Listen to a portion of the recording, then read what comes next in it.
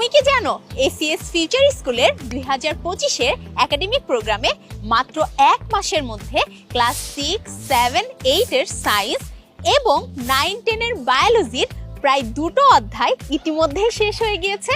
এই একাডেমিক প্রোগ্রামে ইতিমধ্যে 4000-এরও বেশি শিক্ষার্থী জয়েন হয়ে গিয়েছে।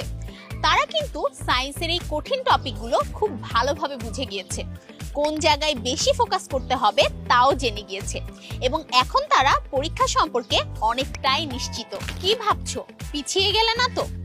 এখনই যদি শুরু না করো তোমার এই গ্যাপটা কিন্তু আরো বাড়তেই থাকবে, যা পরবর্তীতে তোমার জন্য ম্যানেজ করা অতটাও সহজ হবে না।